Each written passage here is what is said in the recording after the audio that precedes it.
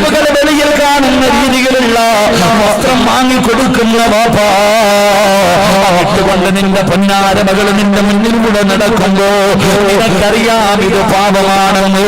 നിങ്ങളെ നിനക്കറിയുമല്ലോ നിന്റെ പൊന്നാര മക്കളുടെ ശരീരത്തിന്റെ വടിവുകളെ വെളിയിൽ കാണുന്ന രീതിയില് വസ്ത്രം ധരിച്ചുകൊണ്ട് നിന്റെ പൊന്നുമോട് നടക്കുമ്പോ ഇത് പാപമാണെന്ന് നിനക്കറിയാമല്ലോ.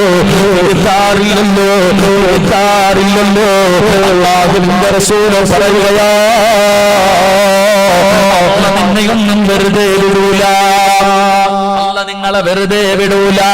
അല്ലാഹു നിന്നോട് സംസാരിക്കില്ല, അല്ലാഹു നിന്നോട് കരുണ കാണിക്കില്ല. അതുകൊണ്ട് എന്റെ പ്രിയമുള്ളവരോട് ഓർമ്മപ്പെടുത്തുകയാണ്, മക്കളെ ചെയ്യുന്ന തെറ്റ് കണ്ടിട്ട് അതിനെ നിസ്സാരമായി കളയുന്ന വാപ്പാ,